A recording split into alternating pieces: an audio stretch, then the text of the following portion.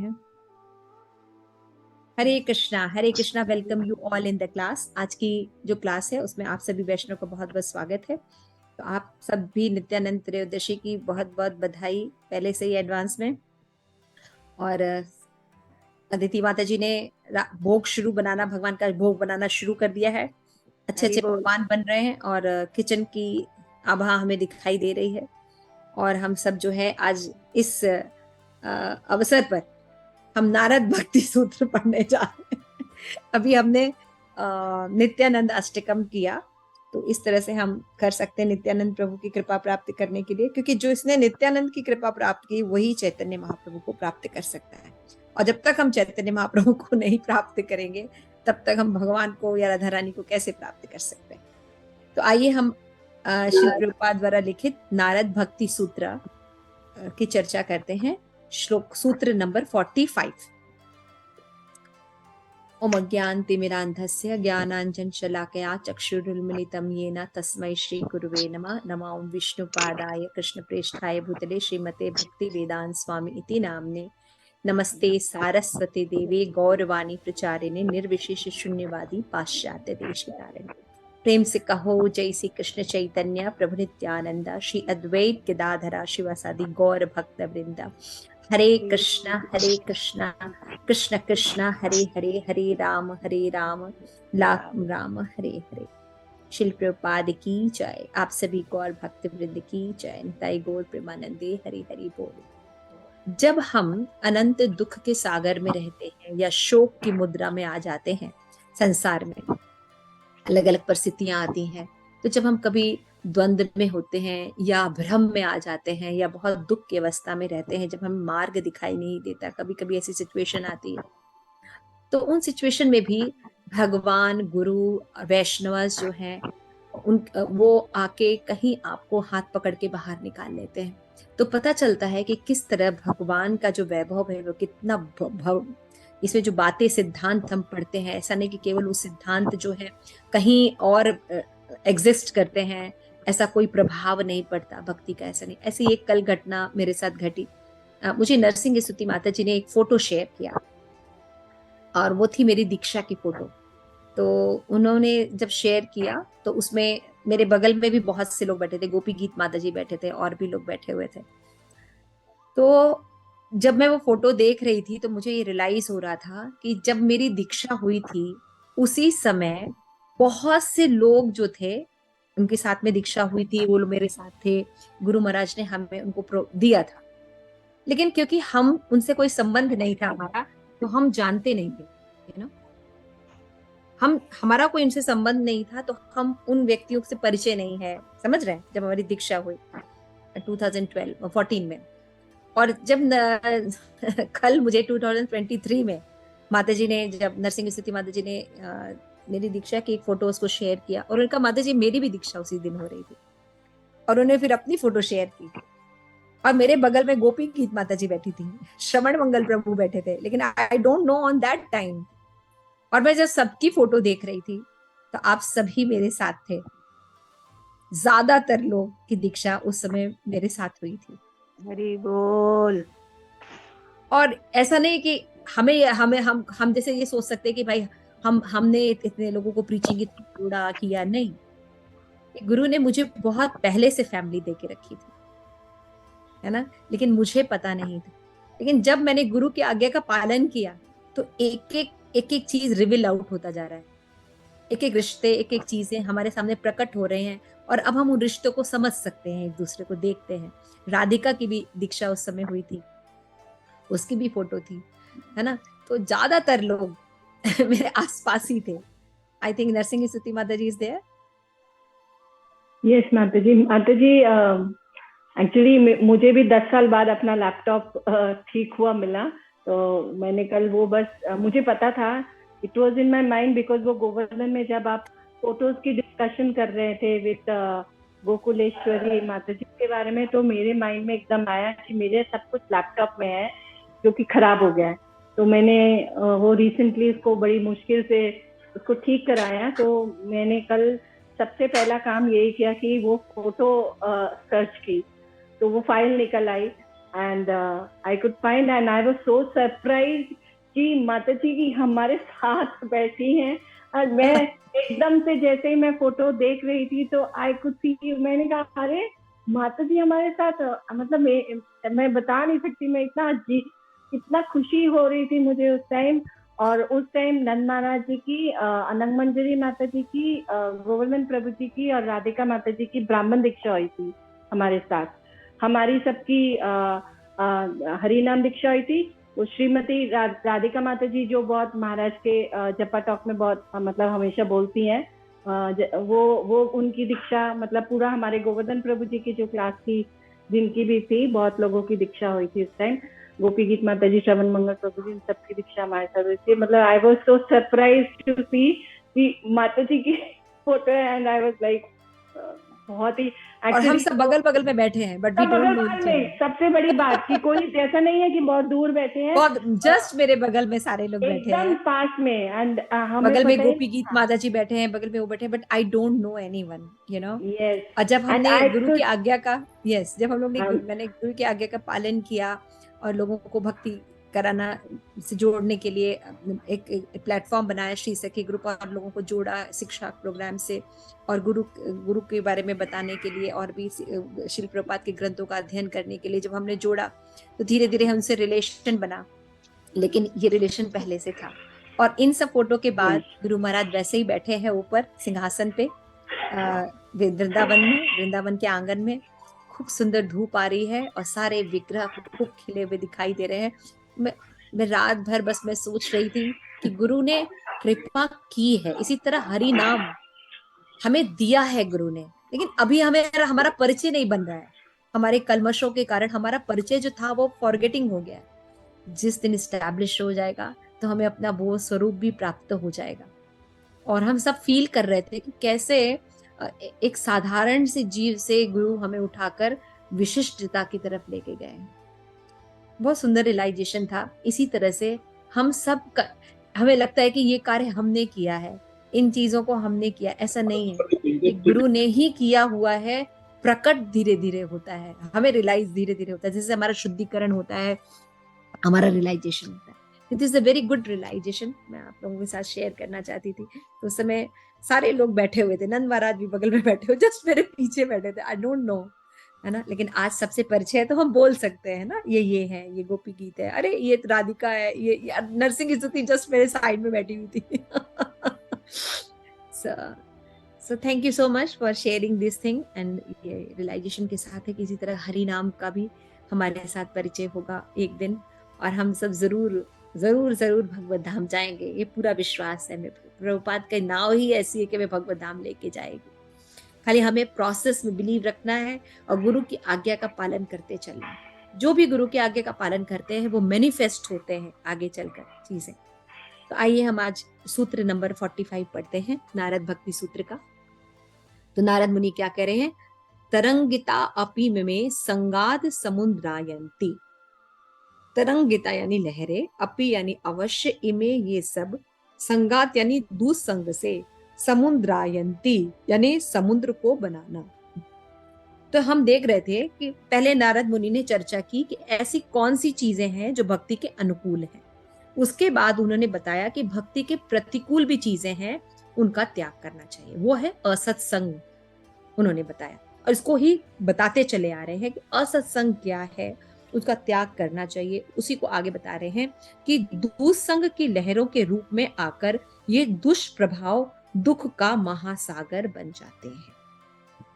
तो पहले तो उन्होंने ये कहा कि असत्संग जो है वो कई प्रकार के होते हैं, उसमें अगर हम उनको छोड़ते नहीं हैं तब तक हमें भगवत रियलाइजेशन या भगवत भक्ति हम नहीं कर सकते। उसके बाद ये कह रहे हैं कि दुसंग की लहरों के रूप में आकर ये दुष्प्रभाव दुख का महासागर बन जाते हैं, है ना। तो इसके पहले उन्होंने बताया था कि जैसे काम है, क्रोध है ना, ये जो है ये सब क्या है, ये जो होते हैं ये संग, जैसे काम है, क्रोध है, विभ्रम है, विस्मृति है, बुद्धि नाश और सर्वनाश का कारण, है ना। तो सबका जो मूल होता है वो काम होता है, यानी अपनी इंद्रियों को सेटिस्फाइड करना, अपनी इंद्रियों को पूर्ति करना, तो इसको कहते हैं काम। और ये काम जो है यही आगे चल के हमें भ्रम, विस्मृति और फिर हमारी बुद्धि का नाश कर देता है, जिससे हमारा पूरा सर्वनाश हो जाता है। उसी के बाद बोलते हैं कि दुस्संग की लहरों के रूप में आकर ये दुष्प्रभाव दुख का महासागर बन जाते हैं। तो विमोहनकारी शक्ति माया भगवान की निज शक्ति है, इसलिए शक्तिशाली ऋषियों को भी विमोहित कर देती है। जैसे भगवान कपिल देव घोषणा करते हैं कि ब्रह्मा द्वारा उत्पन्न समस्त प्रकार के प्राणियों तथा मनुष्य, देवता, पशु के में केवल नारायण ऋषि ही स्त्री रूपी माया के आकर्षण से प्रतिरक्षित है। व्यक्ति को माया के साथ यह समझकर छेड़छाड़ नहीं करनी चाहिए और अपनी सीमाओं का थोड़ा सा भी उल्लंघन कर लूं तथा बाद में यदि कठिनाई होगी तो लौट जाऊंगा। पूर्णतः मुक्त होने तक हमारे भीतर विनाश के बीज विद्यमान रहते हैं और हमें दुस्संग द्वारा उन्हें उपजने की अनुमति नहीं देनी चाहिए। तो वो यहाँ पे बता रहे परपोर्ट में कि माया से हमें हमेशा डरना चाहिए। ऐसा नहीं कि हम भक्ति करने लगे तो माया को चैलेंज करने ले, आओ माया जरा देखते हैं कि हमारे पर कितना प्रभाव पड़ा है, हम तो शुद्ध भक्त बन गए, अब हमारे पास प्रभुपाद है, अब तुम्हारा कुछ चलेगा नहीं। ऐसा कुछ करने का प्रयास नहीं करना चाहिए।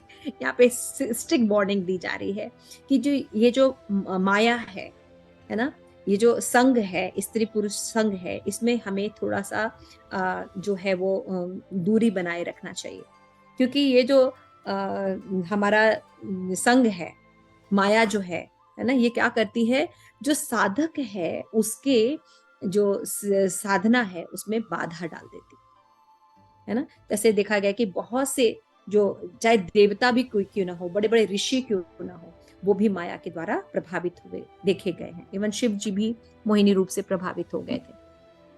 जिसका कहने का क्या मतलब है कि केवल कृष्ण या भगवान को छोड़कर माया पर कोई विजय प्राप्त नहीं कर सकता।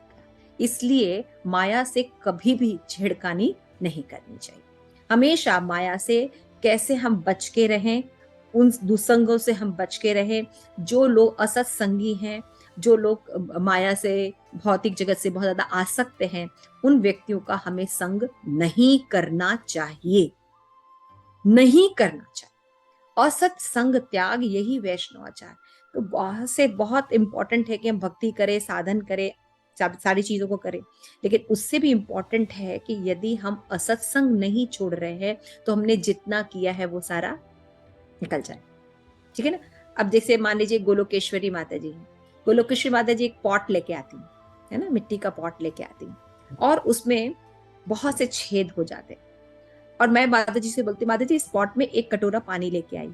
गोलोकेश्वरी क्या होगा? माता जी सारा पानी निकल जाएगा। क्यों? पॉट तो दिया मैंने आपको। बट उसमें क्योंकि छेद थे तो उसमें कहीं ना कहीं वो त्रुटियां अभी भी थी, तो जिनके थ्रू जो है वो पानी निकल जाएगा, सारा पानी निकल जाएगा। मतलब आप मुझे एक बाउल पानी ला के दे नहीं सकते, है ना। आप भरेंगे लेकिन लाते लाते वो सारा गिर जाएगा, है ना। तो उसमें बाउल का दोष नहीं है, उसमें जो छिद्र है उसके कारण सारा निकल गया, है ना। बाउल में पानी आया है, सही बात है, अब इकट्ठा करके रख सकते हैं, लेकिन अगर छिद्र होंगे तो क्या होगा? जो इकट्ठा किया वो भी निकल जाएगा। उसी तरह भक्ति के साथ है ना। तो भक्ति जो होती है उसमें हम जो भी चीजें प्राप्त करते हैं वैष्णव की कृपा से, गुरु की कृपा से, अगर उसमें छेद हमने बंद नहीं किए तो सारी भक्ति रह जाएगी। इसीलिए हमें खालीपन का एहसास होता है, शोक का एहसास होता है, भगवान की भक्ति में मन नहीं लगता, हम वहीं के वहीं रहते, क्योंकि हमारे जो कार्य करना है, जो भी कार्य करते हैं उसको अपने उसी हैबिट्स के द्वारा करते रहते हैं, वहां चेंजेस नहीं आ रहे।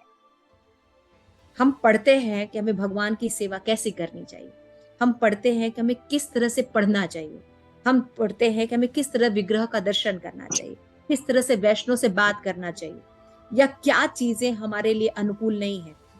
इनको पढ़ने के बाद भी यदि हमारे व्यवहार में फर्क नहीं पड़ता है, बार बार समझाया जा रहा है, यहाँ पे भी नारद मुनि कह रहे हैं कि दुसंग का अगर आप त्याग नहीं करते हैं तो ये आपके दुख का महासागर के रूप में सामने आ जाते हैं।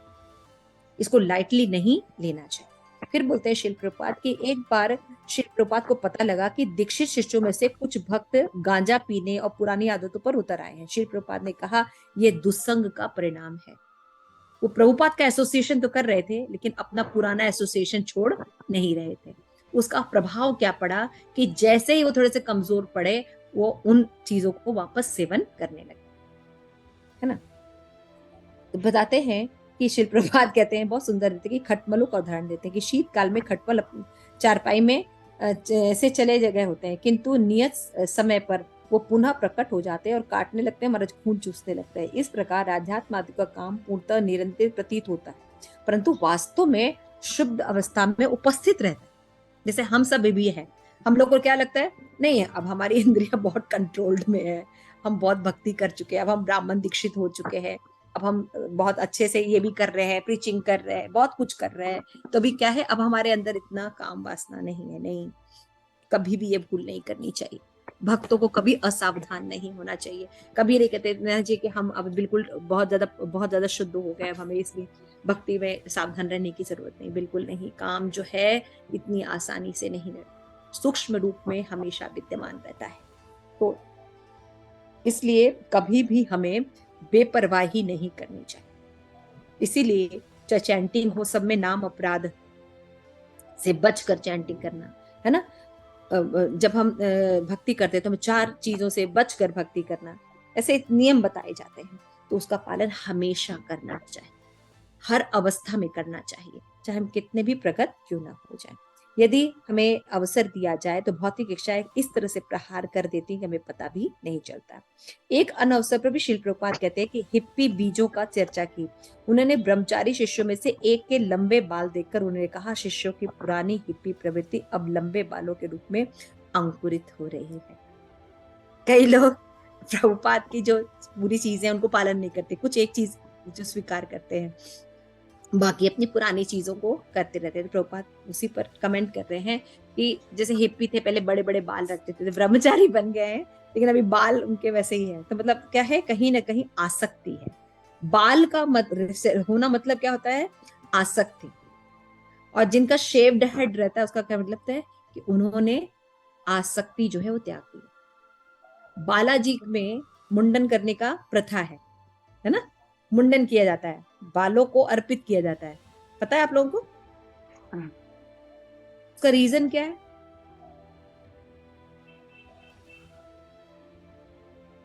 बाल अभिमान होता है बेसिकली, इट इज, कहते हैं अभिमान का दर्शाते हैं बाल जो आपके ना, तो अभिमान का सूचक होता है, सुंदरता का प्रतीक होता है, और इस जगत से आसक्ति का प्रतीक होता है।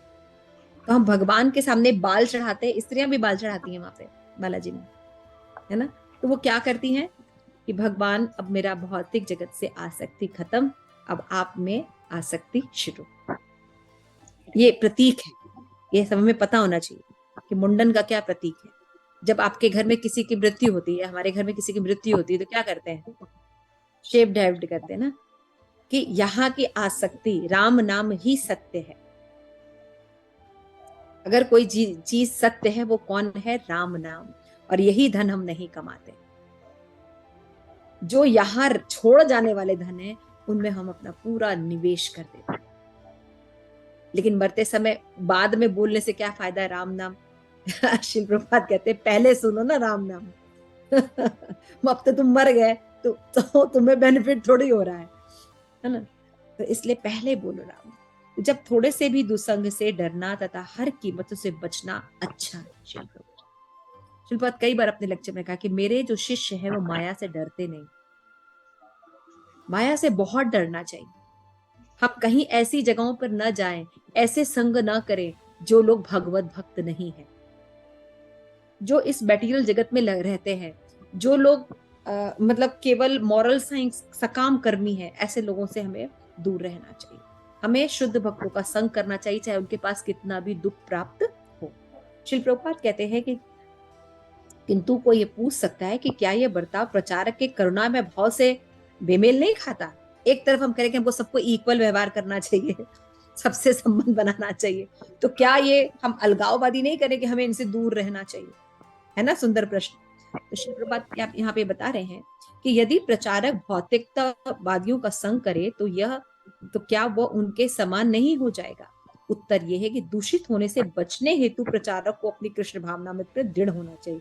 यदि वो भक्ति योग के विधि विधानों का पालन करे, जैसे भक्तों का संग, भगवान की गुणमय लीला, श्रवण, कीर्तन, इंद्रिय से बचना इत्यादि भी निहित हो, तो ये बिना पतित हुए प्रचार करने में समर्थ होगा। चैतन्य महाप्रभु के गुरु ने अभिनय में ईश्वर पुनी ने उनको वास्तव में हमारी ओर लक्षित निर्देश दिए। मेरे प्रिय पुत्रों, नाचो गाओ, भक्तों के संग में संकीर्तन करो, इसके अतिरिक्त बाहर जाओ एवं कृष्ण नाम के जप की महिमा का प्रचार करो, क्योंकि यह पद्धति द्वारा तुम समस्त पतित आत्माओं को मुक्त करने में समर्थ होगे, है ना। इसी प्रकार श्री प्रभुपाद ने भी अपने शिष्यों को करुणामय प्रचारक बनने का निर्देश दिया। जो प्रचार में प्रवीण नहीं है वो दुस्संग से बचते हुए एकांत में जप कर सकता है, किंतु वास्तविक के लिए प्रचार शोर आ रहा कौन है?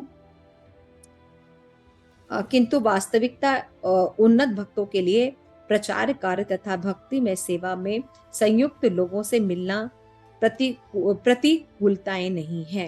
भक्त अभक्तों को अपना संग देता है, किंतु उनके दुर्व्यवहार से प्रभावित नहीं होता। अतः एक शुद्ध भक्त की क्रियाओं से भगवत प्रेम रहित लोग भी एक दिन भगवत भक्त बनने का अवसर पा सकते हैं। श्रील प्रभुपाद के रिपोर्ट से पता चलता है हमें कि अगर कोई ये कहता है कि अगर हमको तो इक्वल होना चाहिए, समदृष्टि होना चाहिए, सबके साथ एक सा व्यवहार करना चाहिए, तो यहाँ पे अगर ये कहा जा रहा है कि यदि कोई भगवत भक्त नहीं है तो उसका एसोसिएशन ना करे, तो क्या ये अप सिद्धांत नहीं हो रहा है? तो यहाँ पे ये समझना होगा कि भक्ति लता को बचाए रखने के लिए ही हम किसी से दूरी बनाते हैं, उससे ईर्ष्या या द्वेष के कारण नहीं। समझ रहे हैं? हम जनरली डिस्टेंस या इस व्यक्ति से बात करेंगे, इस ग्रुप के साथ रहेंगे, इसके साथ नहीं रहेंगे, ऐसा क्यों करते हैं? आसक्ति के कारण।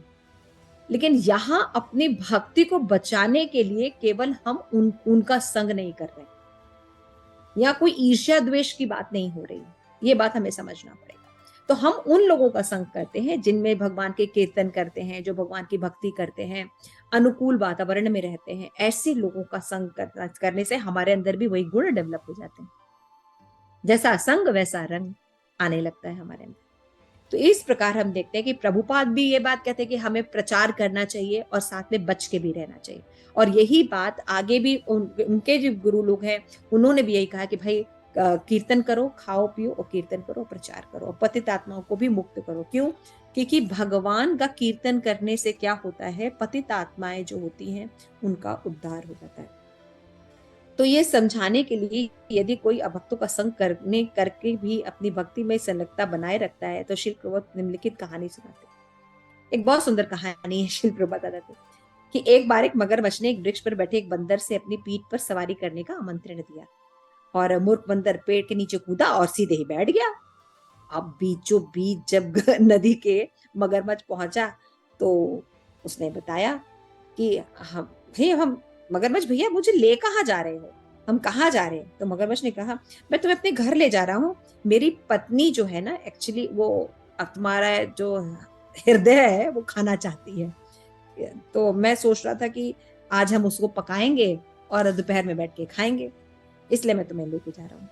तो बंदर तब सकपका गया। अब वो नदी के बीच में ना भाग सकता है ना कुछ कर सकता है, तो उसने अपने बुद्धि का उपयोग किया। तो तुरंत बोला, अरे मगरमच्छ भैया, तुमने मुझे पहले बताया होता कि तुम्हारी जो पत्नी है यानी हमारी भाभी है उसको मेरा हृदय खाना है, हृदय तो मैं पेड़ पर ही रख के चला आया और वो तो वहां पे है, तो चलो चलो वहां पे वापस ले चलो, मैं अपना हृदय जो है ले आता हूँ, फिर हम भाभी को जो है बड़ा बढ़िया से गिफ्ट देंगे, फिर तुम लोग पका के खाना। कहता अच्छा तुमने अपना हृदय जो है पेड़ पर छोड़ दिया? हाँ हाँ। तो फटाफट मगरमच्छ जो है, क्योंकि उसको पत्नी से बड़ा प्रेम था, पता था कि पत्नी की बात नहीं मानने का क्या नतीजा होता है, हम सब गृहस्थ भक्त हैं तो हम सब जानते हैं कि अगर हस्बैंड बात नहीं मानते तो फिर क्या होता है घर में। तो फटाफट गया, हाँ हाँ ठीक है चलो, तो उसको तट पर वापस लेके गया। बंदर बिना सोचे समझे फटाफट ऊपर चढ़ा, पेड़ पर चढ़ के कहता है मैं तो तुम्हें अपना मित्र मानता था, तुम मुझे मारने जा रहे थे हैं, और क्या बेवकूफ कहीं के, किसी का हृदय क्या पेड़ पे लटका होता है। तो मगरमच्छ से सोचा अच्छा प्रस्ताव है अपने बंदर को किनारे ले जाने के लिए, किंतु बंदर ने अपने पेड़ पर छलांग लगाई और मगरमच्छ पर नियंत्रण का ठुकरा दिया। इस कहानी से क्या शिक्षा मिलती? श्रील प्रभुपाद कहते हैं तुम अभक्तों का संग कर सकते हो, किंतु उसे अपना हृदय मत दो। समझ गए? वो बात करें ठीक है, संग करने का क्या मतलब है? उनसे प्रभावित मत हो, उनसे गुह्यम आख्याति पृच्छति नहीं करनी चाहिए, उनसे भोजते भुंजते नहीं करना चाहिए। ये प्रीति लक्षण है। किसी के घर में खाना खाना, किसी से उनको अपने घर पे इनवाइट करना, उनको दान देना, उनसे दान लेना, है ना, उनसे अपनी दिल की बात बताना, तो ये क्या है? ये प्रीति लक्षण है। तो ये नहीं करना चाहिए। हम उनसे बातचीत कर सकते हैं, हम गए, कोई कुछ वो बोल रहे हैं हम सुन सकते हैं, लेकिन बाकी हम उनसे गुह्यम आख्याति पृच्छति ना करें। कोई सजेशन ना लें, प्रभावित ना हो, यानी अपना हृदय उनको नहीं देना चाहिए, ये कहने का मतलब है। तो इसमें हम ईर्ष्यावश हम किसी व्यक्ति का संग कर रहे हैं ऐसा नहीं है, बल्कि हम अपनी भक्ति लता को बचाने के लिए उनसे एक डिस्टेंस मेंटेन कर रहे हैं। तो इस्कॉन के मंदिरों में रह रहे प्रचारक इस परामर्श का प्रतिदिन पालन करते हैं। तो ये सब चीजें बहुत ध्यान से समझना चाहिए कि कभी कोई निषेध बताया जाता है तो हम उसका प्रत्युत्तर अरे नहीं, प्रभुपाद ने तो ऐसा कहा था, प्रभुपाद ने कहा है कि खूब प्रसाद खाओ। अरे तो कहा है कि नवदीक्षित नौ सिखिया लोगों को खूब प्रसाद खाना चाहिए। अगर आप भक्ति में बड़े हो रहे हैं, आगे बढ़ना चाहते हैं, भाव स्तर पर आना चाहते हैं, तब आप खूब प्रसाद थोड़ी खाएंगे। आपको प्रसाद में नियंत्रण करना पड़ेगा। तो प्रभुपाद ने रघुनाथ दास गोस्वामी का भी तो बताया कि एक दोना छाछ पीते थे। तो वो हम नहीं वो हमें कॉन्सेप्ट क्लियर नहीं है। तो कहने का मतलब है, जब हम भक्ति में रहते हैं तो एक ही पोजीशन में नहीं रहते हैं, उनकी पोजीशन चेंज होती रहती है। तो हमें अपने गुरु के, अपने जो वरिष्ठ भक्त हैं, उनसे पूछते रहना चाहिए, उनके सलाह के अनुसार हमें, परामर्श के अनुसार जीवन जीना चाहिए। इसलिए शिल प्रभुपाद कहते हैं कि प्रचारक इस परामर्श का प्रतिदिन पालन करते हैं। सुबह उठते हैं, मंगला आरती में जाते हैं, कीर्तन करते हैं, जप करते हैं, भागवत करते हैं, भक्तों का संग करते हैं, फिर उनके साथ प्रसाद लेते हैं। हम प्रातःकालीन कार्यक्रम द्वारा शक्तिमान हो जाते हैं और फिर जाते हैं संसार के लोगों के पास और फिर वहां पे प्रचार करते हैं, उनके साथ रहते हैं, लेकिन हृदय नहीं देते उनको। हृदय हमारा कृष्ण और भक्तों के साथ रहता है ना। वे संसार के घोरतम भौतिकता स्थानों में जाकर प्रचार करते हैं, लोगों को हरि नाम, प्रसाद, साहित्य के रूप में कृष्ण की कृपा का अवसर प्रदान करते हैं। शाम को प्रचारक फिर आते हैं, फिर श्रवण करते हैं मंदिर में, है ना, लेकिन तब तक वे अभक्तों के साथ होते हैं। वे भक्ति में सिद्धांतों से समझौता नहीं करते। ध्यान रखिए ये पॉइंट। हम जब अभक्तों का संग करते हैं तो वो जो कहते हैं हम वो नहीं कर लेते हैं। अरे भगवान, अरे एक दिन हमारे साथ खा लेंगे तो क्या, प्रभुपाद ने भी तो एक दिन प्याज खाया था। प्याज का युद्ध प्रभुपाद ने भी तो खाया था, तो हम भी अभक्तों के साथ एक दिन बैठ के खा लेंगे तो क्या हो गया, प्रचार के लिए बहुत जरूरी था ना वहां पे। तो हमारी क्या कैपेसिटी है, कि हम उसको पचा पाएंगे, है ना। हम जैसे बहुत से लोग दान ले लेते हैं और उसका मिसयूज करते हैं, इन सब का रिजल्ट भुगतना पड़ेगा। उसको पचाने की शक्ति नहीं है हमारे अंदर। तो इसलिए हमेशा सावधान रहना बहुत जरूरी। भगवान के धन का, ब्राह्मणों के धन का, वैष्णव अपराध का, इसमें बहुत सावधानी से पालन करना चाहिए। हम बहुत जल्दी माया में चले जाएंगे। हमको लगता है कि अरे हम आज एक थोड़ा सा हमारा ओल्ड फ्रेंड आए हैं और उनसे से भी तो रिलेशन बना के रखना है। तो ये सब ध्यान रखना चाहिए कि कितना रिलेशन बना के रखना है, क्या हमारे पास भगवत भक्तों का संग है कि नहीं है जो हमें निकाल सके। तो हमें हृदय नहीं देना चाहिए, हमें कर्तव्य बोध होना चाहिए अभक्तों के साथ, है ना। निसंदेह यदि प्रचारक स्वयं को माया द्वारा अभिभूत पाए तो उन्हें अन्यों को बचाने के प्रयास में स्वयं को माया द्वारा निगल देने का स्थान पर सर्वप्रथम अपनी रक्षा करनी चाहिए। श्री प्रभुपाद कह रहे हैं कि यदि आप फंस गए हैं और आप नहीं बचा पाए, सबसे पहले क्या करना चाहिए, अपनी रक्षा करनी चाहिए। हम उतना ही प्रचार करें जितना जरूरत है। लोग ग्रुप बनाते हैं, गिरिराज जी की परिक्रमा करने जाते हैं और फिर रास्ते भर बात करना, ये करना, वो करना, यही सब करते रहते हैं। इसने ऐसा कहा, उसने वैसा कहा, इसने ऐसा किया, गोलगप्पे पकौड़े सब खा रहे हैं और परिक्रमा हो रही। क्या ये परिक्रमा थी? गिरिराज जी की परिक्रमा करने के बाद सिद्धि प्राप्त हो जानी चाहिए। आप क्या हो रही है? क्या हरि नाम चैंटिंग करने के बाद भगवत धाम जाना चाहिए? क्या हो रहा है? क्या कोई भी प्रभुपाद की बुक पढ़ने के बाद हृदय परिवर्तन होना चाहिए। हाँ, प्रभुपाद अगर ये बात कह रहे हैं तो इसको मुझे अपने व्यवहार में लाना है। मैं धीरे धीरे कोशिश करूंगा या करूंगी। अगर ये परिवर्तन नहीं आ रहा है हमारे अंदर, तो इन सब संग का हम ठीक से प्रभाव नहीं पड़ रहा है हमारे, यानी हम हृदय नहीं दे रहे हैं, हम हृदय दिए हुए हैं अभक्तों को, हम हृदय दिए हुए हैं भौतिक आसक्तियों को। अभी हृदय हम भगवान को या गुरु को या वैष्णव को नहीं दिए।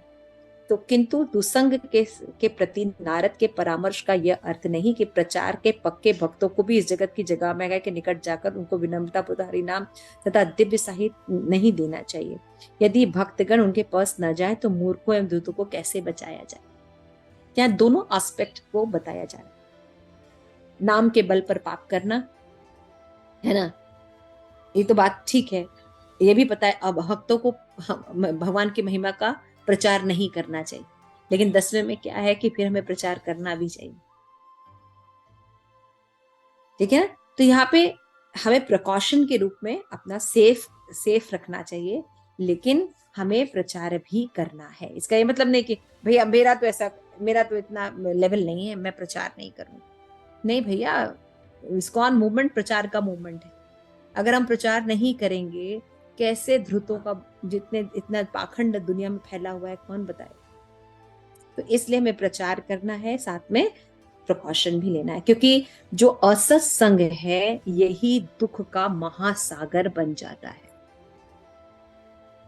इसलिए असत्संग से हमें दूर है। Thank you. श्री प्रभुपाद की जय। आप सभी गौर भक्त वृंद की जय। निताई गौर प्रेमानंदे। हरि हरि।